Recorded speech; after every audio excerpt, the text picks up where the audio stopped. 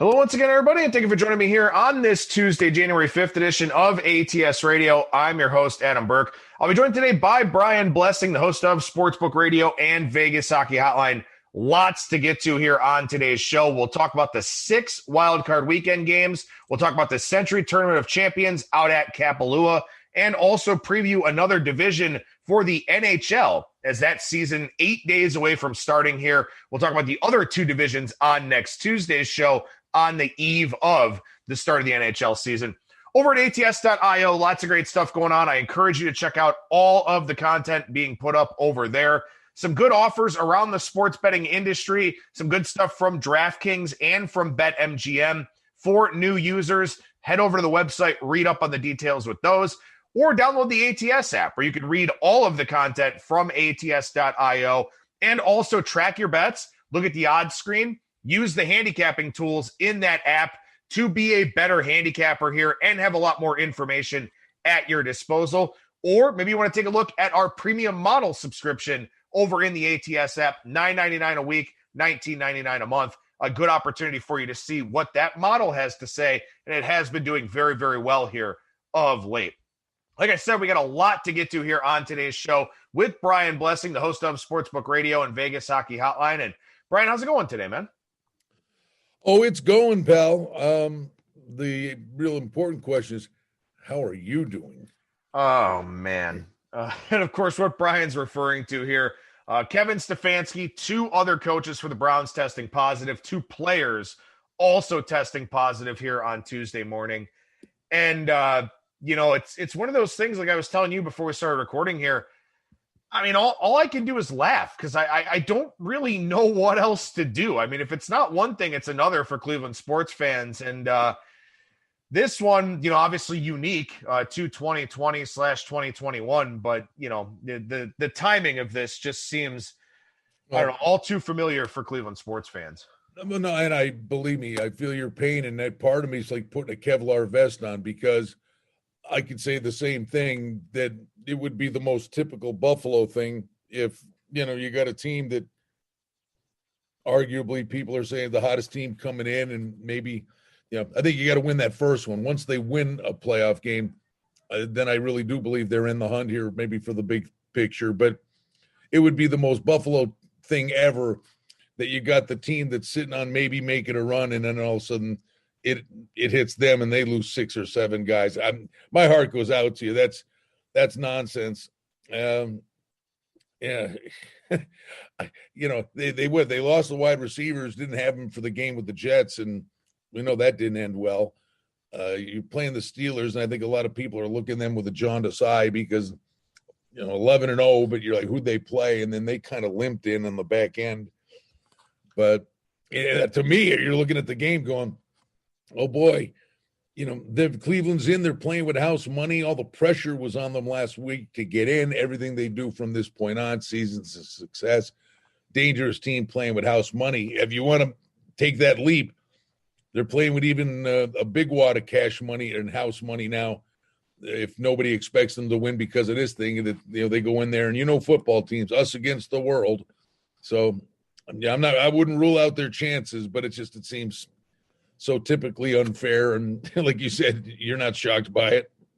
No, and to add insult to injury here, and to add not even a shaker of salt in the wound, but just like one of those things that you buy to replace the salt that's in the shaker. Joel Betonio, one of the players that has apparently tested positive, the longest tenured Brown, along with long snapper Charlie Hewitt. So now Betonio, who's put up with a lot of bullshit, a lot of bad football with this team, now their longest tenured player, one of the guys who will be out. And furthermore, Betonio, sort of the leader of that offensive line. I know J.C. Treader is the guy that's, the president of the players union or whatever his title is. Obviously a lot of the players look to him, but Betonio is the guy who's been here the longest, which means he's kind of the de facto leader of the group, which means now when you consider contact tracing into the mix, all of these guys probably around him with regularity, probably more so than anybody else on the team. So now that also factors into the equation here. And even though this is the last game of the wild card weekend, we're already talking about it, so we might as well start with this one. I mean, this line's on an elevator going up. I mean, Pittsburgh's up to 5.5 market wide. It's only going to keep going throughout the week, especially because the Browns now have to keep worrying about every single round of testing, every bit of contact tracing, all of that. If for whatever the hell reason you like Cleveland, obviously wait as long as you can here. But if you like Pittsburgh, I mean, this thing's only going to keep going up. Well, it's in the dead zone, right? At 4.5 this morning, and now you're seeing 5.5. That was a no-brainer. The question is, how high does it go? I've long had this discussion and debate with odds makers is what's the value of the coach, in terms of the wagering line. I don't think they put enough stock in special teams. I've always said this. If a team's top 3 or top 4 in the NFL, they get, top 3 kick and punt returner, a punter that pins teams inside the 10 better than anybody, and they're always winning the field position battle. How does special teams not factor into a wagering number? It doesn't. What about the coaching matchup? It doesn't. And, it's going to now. I mean, the fans are going to react to it. But the question is, I think the sketchy nature of Pittsburgh to a degree, I don't know that it gets the 7. It may. If it gets the 7, they'll buy it back. I mean, the one thing is a game management thing, and I'll defer to you. You watch them a lot closer than me. Preparation-wise, they'll have their practices. They just played them, which is a benefit. And Stefanski and these guys, they'll be able to do all their stuff in Zoom meetings as long as they have a decent week of practice and mentally they're prepared for it. We were debating who would get it. You said you thought maybe the offensive coordinator or the special teams guy. Honestly, I would give it to the special teams guy. He's only got a handful of plays he's got to worry about. You manage the game. You manage the timeouts, the clock, and do the delegation. Let the offensive coordinator focus on calling the game. Don't throw this anvil on top of him. To me, I think that the special teams guy would make more sense. Well, and the contingency plan for the Browns is to use Mike Pryfor, their special teams coordinator. But the problem here is that while they have an offensive coordinator in Alex Van Pelt, and he does work very closely with Kevin Stefanski, Stefanski is the game day play caller. So there's also that now where now it's going to be Van Pelt who's going to be communicating with Baker. That's, of course, assuming Van Pelt doesn't test positive because him and Stefanski are joined at the hip for obvious reasons. So there's also that now. And that's the problem, too, is that now we have to speculate all week long. I agree with you. The Steelers are a flawed team. I don't think they're a very good team. Offensively, doesn't matter who's out there. They're not a great offense. And defensively, they've fallen off a little bit because of the injuries. But now the question that you kind of look at here is, how much does this snowball for Cleveland to the point where I think if there are no other positives, contact tracing comes back okay, maybe this gets to 6. Maybe you see 6.5 as a reactionary thing. I agree it doesn't get to 7. But if this keeps going on for Cleveland, where more and more guys keep having this, then, God only knows where this line ends up. But I do agree with you in the sense that Pittsburgh is not a trustworthy favorite. They're not a good offensive team. They don't have a good running game to sit on a lead if they wind up getting one. So, I think that there's just so much to unpack about this game that if you want to grab a Pittsburgh price, just expecting the worst case scenario for Cleveland, then deciding if you want to buy back on Sunday, I don't think that's a bad idea. But, I mean, it's just, now you just have all this uncertainty and all of this unknown with 5 more days of testing before the game actually gets played.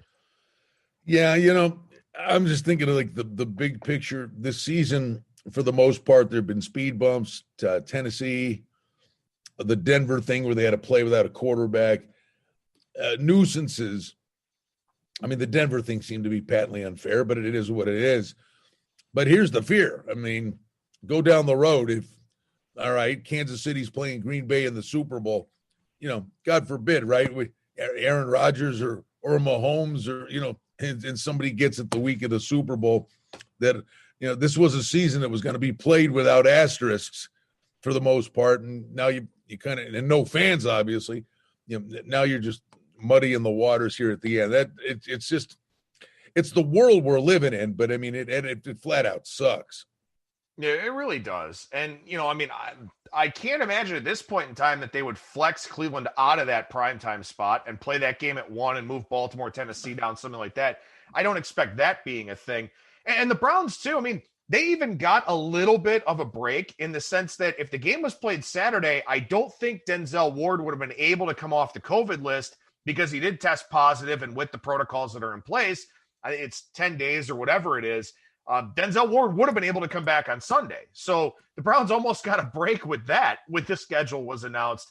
And then, of course, all of this happens. So, again, right now, look, I think you can grab a Pittsburgh price and hold it and sit on it and wait and see what happens, and then come back and play Cleveland on Sunday if you don't trust Pittsburgh. And like we both said, Brian and I don't think that Pittsburgh's a very good team. And like you said, it benefits Cleveland to play Pittsburgh again. If Cleveland was playing Buffalo, they'd be screwed. But because they're playing Pittsburgh, a team that they just planned for, then I think maybe that kind of gives them, it lessens the blow, I guess I would say, of preparing this week, of doing everything virtual and all of that. They're not going to get a whole lot of practice in. Maybe that's not the worst thing in the world. I don't know. But, they're planning for a team that they've already played twice, and the players on the team have a significant amount of background with, even though they have the new coaching staff for this year. So at least I'm a little curious. Do you think, here we are on a Tuesday. Schedule came out Sunday night. And I'm a little curious, that this ended up being the get out game, the primetime game. Cleveland's a great story and all. But I sit there and go, the number 2 seed, and I'm not whining because it's the same thing for the Colts. But you're the number 2 seed, you don't get a bye, and they turn around and throw the Bills a 2 seed into the earliest game and shorten the week. It's like, well, there was absolutely no reward for being the 2 seed. And then this happens. I wonder if there, in any way, shape, or form, there may have been a tipping point that they knew that this was a chance something like this might happen with the Browns. They did put the Saints on Sunday, which bought the Saints an extra day to hopefully get Kamara back. And you wonder, how much the league knew potentially, because the Saints ended up on Sunday too. Yeah, that's pretty interesting. I think that one of the things that's tough for the NFL this year is that when you look at the teams that made the playoffs, Chicago's obviously a huge market, and there are rabid fan bases in all 6 of these cities. But, the Rams, I guess, LA is obviously a massive market, but I don't know, what sorts of ratings they draw, how much interest they actually draw there in LA. They don't have a New York team. They don't have some of the big major media markets that they would hope to get here out of this. So, kind of putting Cleveland and Pittsburgh, just, knowing that both of those fan bases are absolutely going to tune in, and other people are going to tune in because it's that story of the first Browns playoff berth in 18 years and all of that. They always structure these with, ratings and dollar signs. Well, Saturday night, Brady. That's what that was. Brady's on Saturday night. And then it was the Cleveland story, I guess, putting them on Sunday night. If you held a gun to my head and said, what's the best game? I'm sitting there going, my God, the Baltimore-Tennessee game, the winner of that game, I think's got something for Kansas City. Those are, I think, the 2 teams from underneath. You're saying that, I know Buffalo's gotten a lot of buzz the way they're playing, and people are pointing to, Mahomes and Allen. That would be, people are saying that, looking forward to potentially that matchup. But believe me, like I said, be careful what you wish for. The Colts can go in and win. There's no doubt about that. But, I think Rivers is capable of making a goofy pass here and there in the way the Bills are playing. It fell right for them. And if Pittsburgh beats the Browns, the Bills avoid Baltimore and Tennessee. One of them's out. One of them goes to Kansas City. The way it's set up, short of the Dolphins getting back in, it couldn't have worked out better for Buffalo. But that's one of those, really, the team you wish you play is the team that beats you. So, we could do this stuff all day. All right, so let's run through the other games here then. And we're talking about that Indianapolis-Buffalo game already, and that is the first game on Saturday, 1:05 Eastern Time kickoff. Buffalo was 7 yesterday and this morning, but now coming down off of 7 at some places to 6.5. The 7s that are still out there reduced juice plus money, all of that. And also a little bit of under investment, it looks like, on the total here. Seeing some 51s out there in the market now after this one initially went up to 52. But Buffalo laying 6.5 here, Brian, total of 51. What do you think about this matchup? How are you sort of breaking this one down? Well, until it's broke, don't fix it. I mean, how many times have I said this to you, Adam, doing this podcast week after week after week? And I mean, you go all the way back. I'm looking at it. I believe maybe the Jets game potentially and the Chiefs game. But if you go back to November 1st, the Bills have covered the first half number. It's been an ATM machine. They start like a rocket sled. And the one game in that streak they were lucky was Pittsburgh when they got a pick six in the final minute of the first half to cover the first half number. Their MO is to jump on teams and hold them off. And the one thing that's really scary about this team at the moment, aside from all the stuff we know, is the 3 games they lost. They lost to Tennessee, who was coming off basically a 2-week bye and had a stone in their shoe because the world was mad at them because they were the ones upsetting everybody's schedule. And the Bills had to prepare for them in Kansas City that week. So be it. It was a relatively close game, and then the Titans blew it out in the fourth quarter. Then the next week, on a short week, they got to play Kansas City, I think it was a Tuesday afternoon, and they lost 26-17. And everybody talks about that game like the Bills had been murdered. And the fact of the matter is they couldn't have played any worse. And with 4 minutes to go in the game, they had the Chiefs on 3rd and 15 down 6, and Mahomes ran for the first down, and they tacked on a field goal. The ball could have got back to Josh Allen's hands to go down and win the game. So it wasn't like they were murdered. But the truth of the matter was the Tennessee game and the Kansas City game, Josh Allen was hurt those weeks. They played the Raiders. He popped his shoulder out before halftime of the Raiders game. He was playing with a brace on his shoulder in those 2 weeks, and nobody talks about that. The only other game they lost, Allen drove him down the field, threw the touchdown pass to Diggs, and won the game, and the Bills lost on a Hail Mary. But the Bills are saying the Hail Mary was the best thing that ever happened to him. And if you look at them the rest of the way coming in, going into the bye, instead of pouting, they learned a lesson of not taking their foot off the pedal. And against the Patriots and the Dolphins, even with the lead, they kept throwing deep passes and started stepping on teams' necks the way Brady did for all those years. They learned the lesson. We can't let teams hang around. They do start fast. I'm laying the 4 with Buffalo in the first half. I mean, I just can't get away from that. To me, this is the scary one. You know, okay, great. You won the division for the first time in 25 years. Well, you haven't won a playoff game in forever. They lost to Jacksonville when they got in the first year. Tyrod Taylor, first and goal from the 1 through a pick. And the first touchdown was going to win that game. And then last year they had the lead on Houston and pissed it away. So it's all great and it's all bells and whistles right now, but they got to win one. And if they win this one, then look out. So, it's Phillip Rivers, it's Frank Reich coming back to Buffalo. You got to always have the little subplots in these stories. If Jonathan Taylor runs the ball down their throat, they shorten the game and Rivers protects the football. You know, Indy was my pick to go to the Super Bowl before the season. Well, and by the way, the Bills got them in.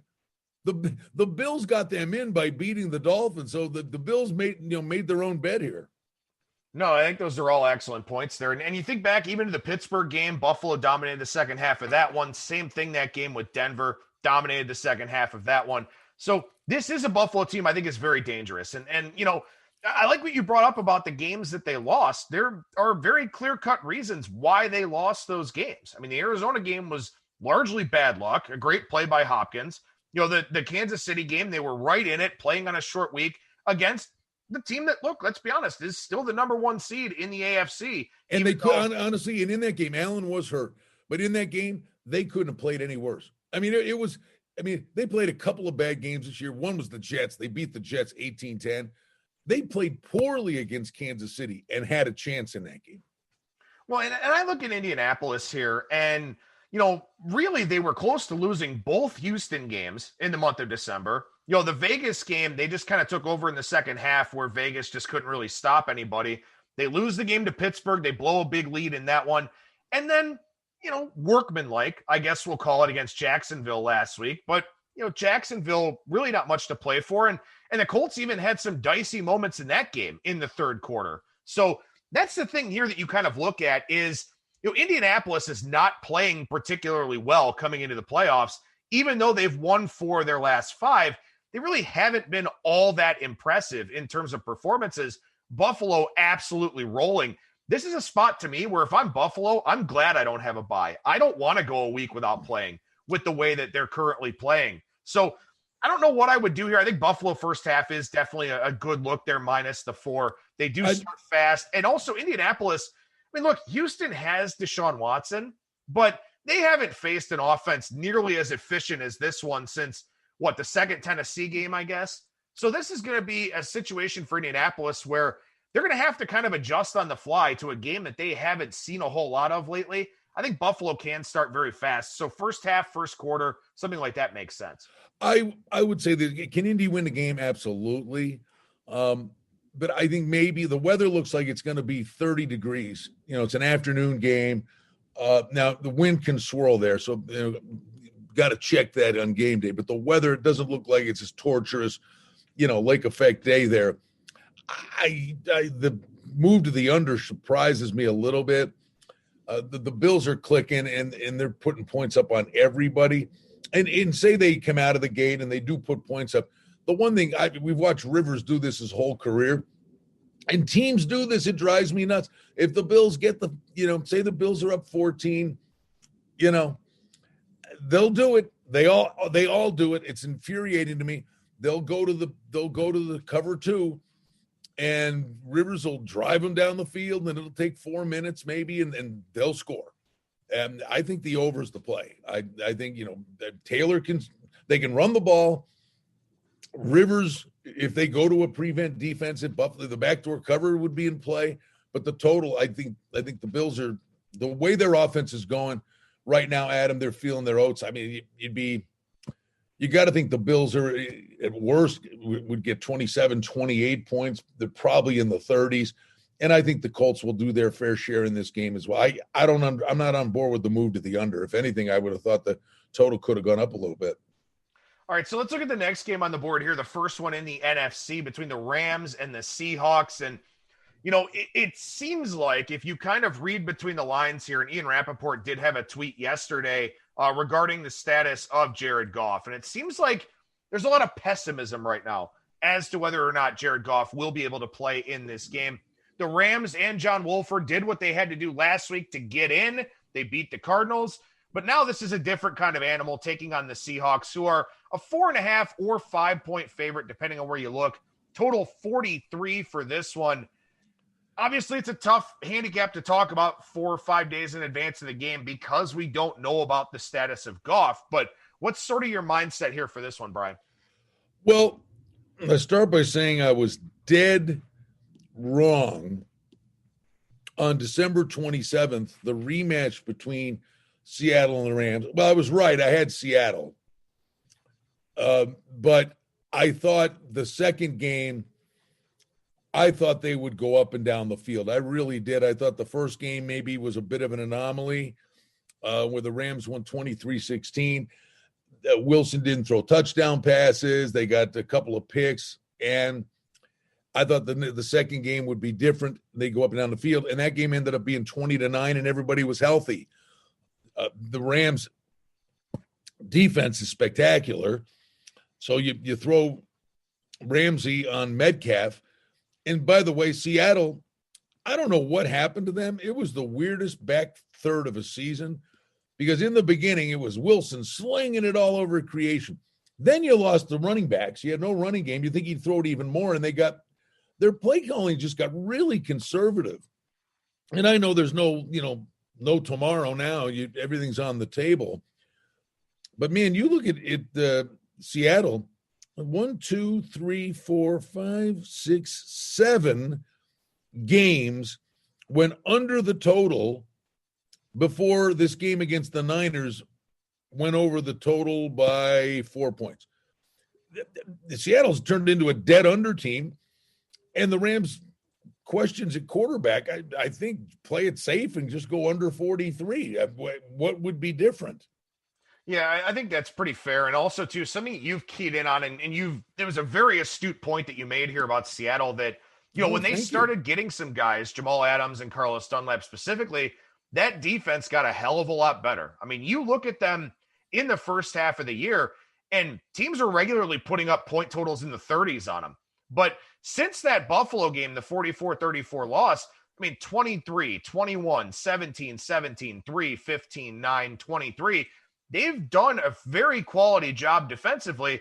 And you can obviously point out, I mean, look, they played, Philadelphia, who's bad, the Giants, who have a bad offense, the Jets are terrible, Washington has no offense. So, yeah, you can poke holes in it that way and say they haven't played a lot of good offenses. But then you look at this game and you say, okay, it's probably John Wolford. They didn't have Cooper Kupp last week because of COVID protocols. Maybe he comes back this week. Maybe he doesn't. But this Rams offense isn't great either. So for Seattle here, I agree. I think that their defense should have success here. I think the Rams defense has a certain measure of success. Something else I think is really interesting about this game is that you mentioned that game on December 27th. Seattle was a 3.5-point favorite at home. Right now, Seattle's a 4.5 or 5-point favorite at home. The difference between Jared Goff and John Wolford is more than a point or a point and a half. I know people don't really like Jared Goff, and I understand why. But the difference between those two guys, with Wolford making possibly his second career NFL start, is definitely more than a point or a point and a half. So if and when Goff is ruled out of this game, and I think there's a good chance that he will be, especially with this being a day earlier on Saturday as opposed to Sunday, this line probably goes to 5.5, 6, something like that. So if you want to speculate and get a little bit of line value on Seattle here minus 4.5, I think that's justifiable. But as you said, with a low scoring expectation here in both of our minds, it does get a little bit scary to lay points. I'll play a player prop in this game. I think the under's the way to go. But I think the Rams come in, you throw Ramsey on Metcalf. Okay, that's a great starting point. That's a pay-per-view matchup to watch. But they're still saying the guy that can beat us is Russell Wilson. And I think Seattle's really gone out of their way. They've been more conservative with their play calls, but I think it's a function of Wilson reading the play and taking what the defense gives them. And I think it will persist that the ability or the opportunity to run the ball is going to be there. Carson had 16 carries for 69 yards in the last game. I would play Carson over a rushing prop. I bet you they probably put something up in the 55, 56 range for Chris Carson rushing the football. I think that player prop, I think inside that game, that might be the guy that has an opportunity to do something because the Rams are going to try to keep everything in front of them and contain Wilson. So the guy that will have an opportunity, I think, will be Carson running against the defense that the Rams throw at them. And, of course, when you think about it, Seattle is in a favorite role here. Probably no Jared Goff, probably John Wolford. You would expect, looking at this game, sort of looking at the game state of this game, that Seattle is playing from in front. So if they are playing from in front, that would certainly benefit Carson and his opportunities, not only to get touches, but also to get yards with those touches. So I think that makes a lot of sense there from you. Brian, the last game here for Saturday, as you mentioned, they put Tom Brady in primetime here. The Buccaneers laying 8.5 on the road at Washington, total 45.5 for this one. And, Tampa Bay, they look like the team everybody expected them to be here late in the season, especially on the offensive side. But this is a very feisty, very good Washington defense, and that's a pretty big road number in the playoffs. In fact, I think it's the biggest road number since Saints Seahawks back in maybe 2007 or something like that. I'll fact check that while you're talking. Well, this game is a weird one. It's an absolute correlated parlay. If you like the Bucs, it's Bucs and over. If you like the Redskins, the game absolutely is an under game. The one thing I would say is Brady in recent weeks, all right, you beat the Falcons, the shootout. You beat the Lions, who, by the way, didn't have their head coach Bevel in that game, and they torched them. They beat the Falcons. They only put 26 up on the Vikings, who, according to Zimmer, has the worst defense he's ever had. And they played a great game against the Chiefs and lost 27-24. Brady's a stationary target. Against this defense, he's not going to have the time to sit there and throw these bombs, long pass after long pass. I think everything that the Patriots are going to have to do here will be much more dink and dunk than they've been accustomed to, because this pass rush can terrorize Brady. And the key for them is hit him as much as they can and put him on the seat of his pants. It's a tough call. I mean, Tampa Bay could have flat out blow them out. The only thing I would say to you, Bud, I've been saying this for over 10 weeks. I'm sure we said it on this podcast as well. Way back, the Wayback Machine, like in October, when the NFC East is historically bad. Say, who knows who the hell wins that division? And the odds are whoever wins that division is not going to have a winning record. We were even making jokes. Could a 5-win team win the division? But we said, you watch, they're going to get in. Somebody's going to win that division, and they're going to be catching a boatload of points at home in a playoff game. And don't be surprised if that NFC East champ, wins a game. So I just know we've said it way too much to ignore that fact, that the bottom line is they're in. You can laugh at them all you want, but this is a second season. They're playing, and a lot of teams aren't. Yeah, the Saints were a 10-point favorite against the Seahawks back in 2011. That was a 7-9 Seahawks team, won the NFC West. Matt Hasselbeck at quarterback. And by the way, the Seahawks won that game. So I'm not saying that there's, if memory serves me right, was that not the team that then went to play Green Bay and it went to overtime? And that's when Hasselbeck said they won the coin toss. He said, we'll take the ball and we're going to win the game. I mean, they almost won up at Green Bay, and they ended up losing that game in overtime. But it's a new season, bud. Not sure if it was that or I think they might have gone and played Chicago the next week on the road and wound up losing that game. But the thing of it is, look, and it's one data point, but it just sort of speaks to, look, Washington is there for a reason. And many people will say that the reason is because their division sucked. And that's fine. You can say that if you want to. This is a playoff caliber Washington defense. There's no question about that whatsoever. As you said, Brady, a stationary target. And something else here about this game, and I don't know how much this factors in, because the offense is a lot different for Tampa Bay now with Brady, with what Arians has been able to do with Brady.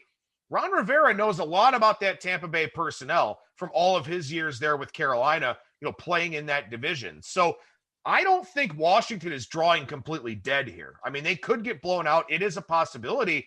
But if I'm betting this game, I'm taking Washington +9. I think that they can keep this game close. Tampa Bay's defense was not good in the second half of the year. It was great in the first half. It wasn't great in the second half. That's going to put the onus and the pressure on Brady and that offense to put up a lot of points. And I just don't see that being the case against this Washington defense. So, and I'll agree with you, but I'll disagree with you. I'll agree with you. The Washington can keep it close, but I think the safer of the two options, if you do believe Washington keeps it close, it's a low scoring game. And I think that's safer to play that than it is to take the 8 points. I think that's fair. That's the only thing I would disagree with. I do believe Washington can hang around in this game, and it's not going to shock me in the least. But, how many points will they put up? But if they – and the thing is, with them and the Bears, who are playing the Saints, when you're a dog like that, you got one shot to win this game, and that's win the turnover battle. Well, both the Redskins and the Bears have defenses that are capable of creating turnovers. And, on paper, they got to win the turnover battle. At the end of this game, if the Redskins are anywhere near this covering that number, they won the turnover battle. Well, I guess to sort of piggyback my point here, the other thing that I would say is if Tampa Bay is leading this game in the second half, and again, the line certainly implies that they will be, they're not going to put Brady in harm's way with that pass rush. They're just going to run the football, get the hell out of Dodge, plan on the next game. So there's also that sort of not only lends itself to liking Washington, but especially lends itself to the under as well, or even a second half under play, a derivative play, something like that. Bruce Arians is not an idiot. He's not going to let Chase Young sit there and take shots at Tom Brady when they have another game to play if they're leading. So there's also that too, thinking about sort of the game state and how this plays out. If Tampa Bay's up a couple of scores in the second half, they are running the football and trying to get out of there without getting anybody hurt. They're not going to let Evans run a bunch of routes. They're not going to let Godwin run all over the field. They're not going to let Brady get hit. They're going to run the football, try to rely on that defense, force that bad Washington offense to beat them. So there's also that too. So I think that there's a lot of compelling evidence here, really for the under, as you said, but I think that I can make a pretty strong case for Washington too. Yeah, I mean, and then when it's all said and done, the Bucs win 47-10. Right, exactly. No, it's a weird game, I mean, it's almost the karmatic thing that the NFC East has been a punchline all year long, and then they show up and go, see, we're a pro football team. You can make fun of us all you want. That seems to happen more than the team that gets when you get made fun of and you're always the piñata. And it's a playoff game and you're already motivated, but that's something, we'll show you. We look terrible. Maybe the division was better than you thought because we're all cannibalizing each other. It's a bunch of hooey. They're all bad, but doesn't mean they can't cover or even win this game. All right, so we go to the first game on Sunday here, the early game, Baltimore, Tennessee. Baltimore, 3.5-point road favorite here, total 55. My guess here, Brian, is that the longer we go into the week with Baltimore favored like this, the more we're going to see public money on Tennessee. I don't think that'll be the sharp side here. I think we could see a sharp versus public split in this game. But a lot of people are going to look at Tennessee and say, well, look at what they do offensively. Look at what they did last year to Baltimore. And they're going to back Tennessee here, especially if it's still 3.5 or a cheaper 3. But there's a reason why Baltimore is favored here in this game. And it's actually the side that I kind of lean with. Yeah, I'm sorry. I don't know that I'd go the sharp or the public thing on this. I'm not overthinking this. You're giving me Tennessee and Derrick Henry at home, and bet it now because it's going to close 3. I mean, in Tennessee, by the way, they made it to the AFC Championship game last year. Lamar Jackson in an MVP year, these guys took them out. I know Tennessee can't stop anybody, but I tell you, I'm a big fan of Vrabel. And, the way, easy for me to say, but the way to play the Ravens is to rush 3 guys. It's don't blitz this guy. He will make plays when he escapes and run the football. There's a way to beat this guy, and that's to make him be a quarterback from the pocket. And they're going to get theirs because across the board, Tennessee is a train wreck. But Malcolm Butler's a big play guy. If they can force the right turnover at the right time, if they get the lead, here you go. Here's your steady dose of Henry. If Tennessee's up by 3 with 5 minutes to go, they can close the game out running the football. So here's the thing, though. People are going to cite last year's game, and that's fine. They're certainly capable of doing that. And again, Tennessee won against the Baltimore team, as you said, with Lamar Jackson, in an MVP season. Ravens were -10 last year. But the Ravens outgained Tennessee 530-300. The Ravens were -3 in turnovers. They were 0 for 4 on 4th down. It wasn't all garbage yards for Baltimore either, because this was a 14-6 game at halftime. Now, they did have some long drives in the fourth quarter where Tennessee was just kind of playing punt and, move on. But this Baltimore team did move the ball. And they did move the ball in spurts. They had that long field goal drive right before halftime that if that's a touchdown, that game looks a whole lot different. But they had the third quarter turnovers that really, really hurt them in a lot of ways. They marched on this Tennessee defense, and I would expect them to do the same thing here. Lamar's not having the same year. He's not a great passer, as we all know. But I think using that one data point from last year, I don't want to call it short-sighted because that sounds kind of offensive, but it doesn't factor into the equation that Baltimore was coming off a bye, played probably their worst game of the year, did not take care of the football. A lot of things fell in Tennessee's favor, especially when Tennessee was the hottest team in the NFL going into the playoffs. Tennessee is not the hottest team in the NFL going into these playoffs. They struggled again with Houston in week 17. They got blown away by Green Bay the week prior, took advantage of a bad Detroit team before that. Tennessee is not in the same spot that they were going into last year's playoffs. Baltimore is the team that's playing at a very high level right now. Well, we can make a side bet on this game if you want. Okay, let's do it. Because I will say this to you. The Tennessee thing, they're playing in the snow in Green Bay, and it was like a skating rink. It was like they had the wrong shoes on. The Packers were running around like it was in a playground. Half throw that game out. And then the Houston game, we talked about it last week. These guys have professional pride. Look out. Houston's going to give them everything they got because you had the J.J. Watt speech calling every one of those guys out. And don't be here if you're not, and you knew you were getting Houston's best shot because those guys were playing for jobs. And J.J. Watt called them out. So I think there were little subplots inside those two games. Now, go to Baltimore side of it. A month ago, they were on the outside looking in. And believe me, they win the miracle game against your Browns with Lamar Jackson coming out of the locker room. All right? They don't win that game. They're not in the playoffs. All right? So they win the miracle game. And now, look out, the Ravens. They beat the Jags, the Giants, and the Bengals. Who cares? Everybody's going nuts about the Ravens. They beat the Jags, the Giants, and the Bengals. And if they didn't win the game against the Browns, we wouldn't even be talking about them.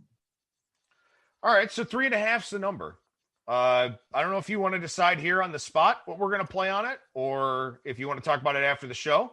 But you and I are on opposing sides here. So the next time you come out here, all right, pizza, wings, and beer. Deal. Sounds good to me. All right. Are we doing Naked City in honor of Buffalo? No, I'll tell you. We'll go to a place called the Tap House. Perfect. Which is, by the way, the biggest Browns bar in the town. Sounds good to me. All right, so there we go. I got Baltimore minus 3.5. Brian's got plus 3.5. Pizza, beer, and wings on the line here in that one. Last game for us to talk about here on the NFL side, Chicago and New Orleans. Saints laying 10, 47 the total, a total that has come down about 1.5 here, which to me implies bad things for the Bears because defensively they haven't been as great, I think, as we expected, and it's really been the offense that got them back into that playoff race and got them to a position where they were able to back in to the postseason.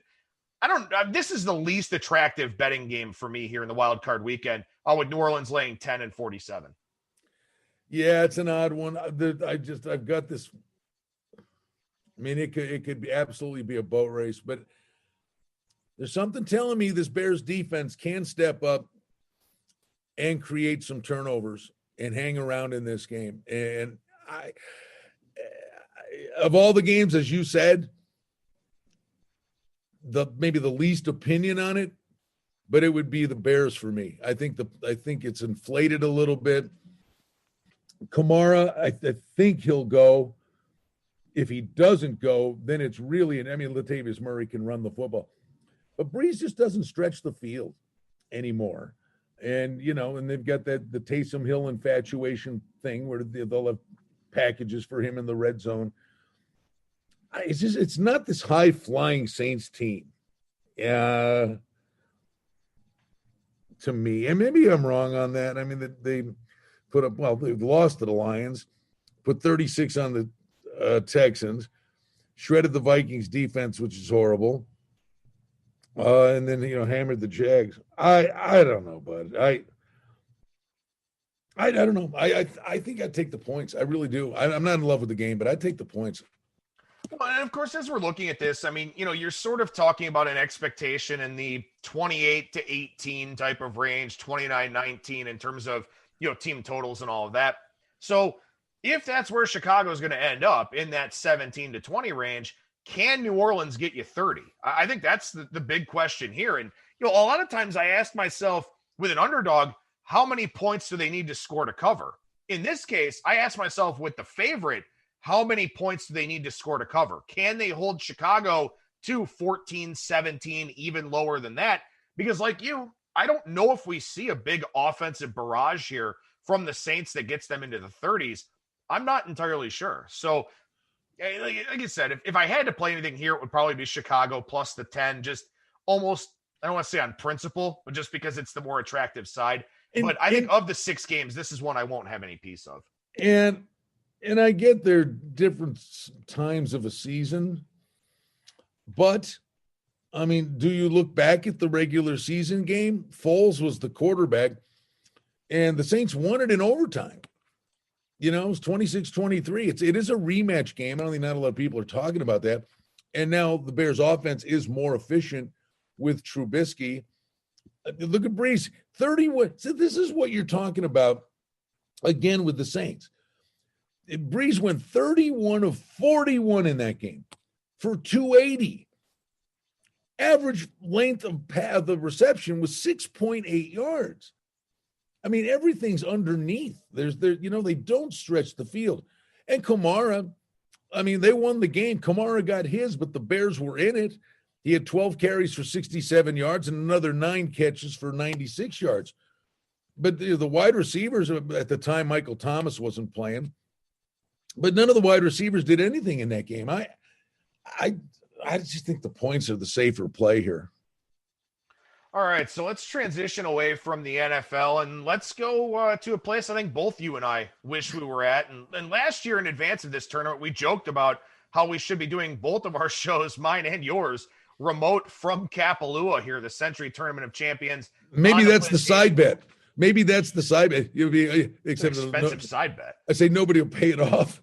Yeah, the winner of our side bet takes the other guy to next year's tournament at Kapalua.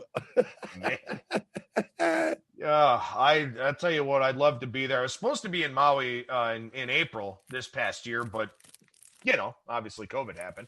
But the players will be in Maui here this week for the Tournament of Champions. 45 players qualified for this field. It was the winners of last year's tournaments and then the top 30 for the Tour Championship, which is an adjustment that the PGA Tour made because 10 events were canceled last year. 3 players not on hand, Rory McIlroy, Ty Hatton, and Jim Herman, which if I'm Jim Herman, I don't know why I skipped this tournament, but in any event, he actually is. So 42 players in the field here. Dustin Johnson, the favorite. Anywhere I've seen 6-1, I've seen 11-1. It's kind of all over the place out there.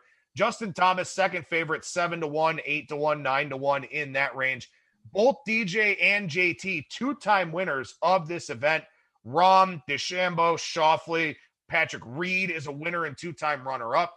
Hideki Matsuyama, he's a 3-time top 5 guy. Great field, exceptional players. It's a tough handicap, Brian, as you and I talked about before the show, because you got to pick a really, really good player and hope he just happens to be better than a lot of other really good players. Yeah, I can't wait. It's one of my favorite events. And I go back to the days when I was back east. What I loved about it was primetime golf, and you were starved from the layoff of golf. The layoff really is not that long anymore with the revamped schedule. But I love the course. The wind can really be a factor here. If the wind's laying down, these guys eat this course up. But it's a fun event. And from the handicap perspective, you're right. It's tough because you're coming off the shelf. And it's tough because you just rattled off Johnson, Thomas, Rahm, DeChambeau, Schauffele, Reed, Matsuyama, Cantley, Simpson, Finau, Hovland, Morikawa. The good young players in this game. The next best thing is out there. I mean, there's so many guys that can win every week now. That's why I think always on the front end, unless you're just dead certain you've got a guy that's there, you got to go price hunting, and then you come back and you take one of the name players on Friday that's 4 shots back at 20-1. You get a better price than you get at the start of the tournament. There's no cut here. Justin Thomas, the defending champ, the guy that makes sense at 10-1 is Schauffele won it 2 years ago and lost in a playoff last year. So clearly Schauffele plays well on this course. Patrick Reed lost in a playoff last year. But from the price hunting perspective, there are 2. One, you and I were talking about a little bit before. I always used to look at Australians in this tournament because it's summer in Australia, and those guys would go home and they were playing tournaments over there, and they'd come back in way better form than most of the other guys who went over there and treated this like a vacation. You had Appleby, I think, won it a bunch of times. Ogilvy won it back-to-back years, I believe. So the Australians you always take a look at. So we looked at Mark Leishman, who's a great wind player. At 80 to 1 is a wonderful price, and they're all coming off the shelf. So I think Leishman makes sense. And then I would kick myself if you were looking at Australians. You don't sleep on an Adam Scott is sitting there at 55 to 1. And I'm assuming he's playing. He is. How about the price? Cameron Smith is only 35 to 1. So there's your Australian contingent. But I think Leishman and maybe, like I said, Scott has a higher ball flight. It gets windy here. I think Leishman would be the best, and maybe Smith. But the other guy, once we were going through this and I was doing a little more homework on him, a guy I take a look at, Adam, is Daniel Berger at 30 to 1, because Berger was phenomenal. He had a wrist injury and his game was off kilter, and all of a sudden he's healthy again. But don't forget how good Daniel Berger was off the shelf when golf returned this summer. He contended like every week. He won. I think Berger is a little under the radar because I don't know if he tailed off a little bit on the back end of the year, but coming off the shelf, Daniel Berger was phenomenal in the summer. So I'll say Berger and Leishman would be my top guys. Yeah, I like Leishman here quite a bit. I think that's a pretty good one to look at. Another guy that kind of crossed my mind a little bit, and I've written a preview over at both bangthebook.com and ATS.io, and I didn't mention him. Victor Hobland at 20 to 1. When you look at Hovland's 2 wins here on the PGA Tour, Puerto Rico and Mayakoba. Coastal courses, wind is a factor, all that. We know Hobland is a very, very strong player. Hobland wins at Mayakoba, then goes over to Dubai and finishes 3rd over in the championship event on the European Tour. So in terms of guys with recent form that was, 3 weeks to a month ago, Hovland's played really well in his last 2 events. Maybe that's not a bad one to look at. Another guy in that 20 range, Tony Finau's at 22 to 1. And this is an event where the fairways are like airport runways. I mean, it's very hard to miss a fairway here. This course is extremely long, but you're going to play from the short grass. There's a 680-yard par 5 on 18. Very long. We know Finau can put it out there. We know he hits it a long way. And something that I sort of found a correlation with, and I'm not taking him this week, but Hideki Matsuyama is a guy that hits the ball a mile. He's a terrible putter, but he's got 3 top 5 finishes here, which would imply to me that putting's not super important on this course.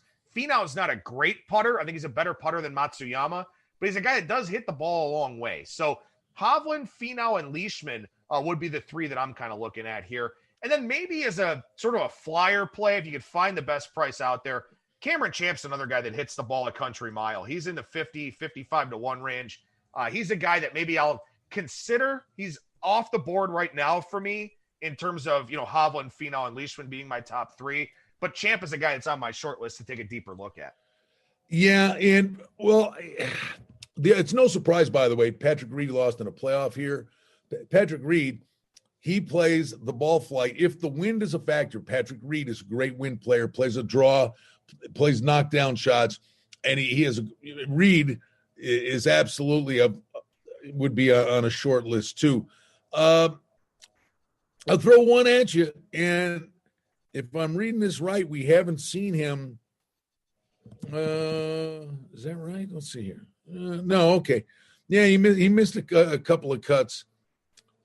But Jason Kokrak won at Shadow Creek here in Vegas. He almost won, if I'm not mistaken, at Colonial in the first tournament off the shelf. He shot a ridiculous final round. But he also has won in mid-October, and he hits it a mile. Form tailed off after he got the win, but coming back rejuvenated off the shelf, there's a guy hits it a country mile. Jason Kokrak's a bomb price too. So some good stuff to look at there. And of course, as Brian always suggests, take a look on Friday, see who's a few shots off the pace. This is a scoring course to par 73. It is long, but you can score here. So some of those big hitters that are maybe 3, 4, 5 shots back heading into Saturday, maybe some prices that you'll want to take a look at there. Brian, in the interest of time, let's go ahead and do the smallest division here in the NHL, the North Division, maybe better known as the Canadian Division. Toronto, Edmonton, Montreal, Vancouver, Calgary, Winnipeg, and Ottawa. In that order for the division, Maple Leafs plus 135, Oilers 4-1, Montreal 5-1, same price as Vancouver, Calgary 550, Jets 12, Senators 25. Taking these numbers here from BetMGM Sportsbook. And what's going to be really intriguing here about this North Division, this Canadian Division, we talked about the rivalry factors, and we discussed that last week on the show, but there are some definite rivalries here in this division where we may find some, situational betting spots here that could be, quite valuable. Like what I talked about last week about maybe fading both the Oilers and the Flames after they played games against each other. Oh yeah. I mean, those will be bloodbaths. They'll be great. Up there, I'm going to actually go with Edmonton to win that division. I mean, you got the starting point where you've got McDavid and Draisaitl, and the goaltending, you got Koskinen and Mike Smith. Not setting the world on fire, but I think Koskinen really started to find his legs at the end of last year. Has grown into he's no spring chicken, but he's been getting his chance. Kind of like Edmonton.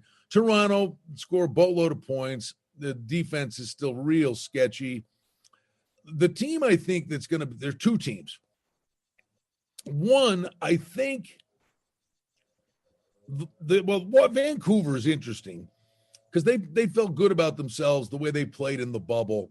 Young team, good goaltending, and I think they're primed to take a step forward. But Montreal, to me, what the Canadians have done, this is a good young team with a lot of good young guys that are trending in the right direction. And they made some wonderful Berger has done just a great job with this team. He made some really nice additions. I think Montreal, and you got Carey Price, but what this guy's done with some of the guys he's brought in, I think watch out for Montreal. They brought some veteran leaders in there. They got guys that aren't fun to play against. Gallagher's going to be living in the crease. I think the Habs are going to make the playoffs. That would be my price play. And the other one is, in 3 years, Ottawa is going to be a cup contender for a long time. I mean, Montreal, Ottawa, and I think they hang around for a long time this year. They got so many good young players and prospects. The Stutzel kid's going to come in. He's going to be an impact player for him right out of the gate. I think Ottawa hangs around. But there's just something to me about Montreal's trending the right way, and they made the additions of getting Corey Perry, and as a Gallagher is a guy that lives in the goalie's grill, and they got Josh Anderson from Columbus. They are not going to be fun to play against.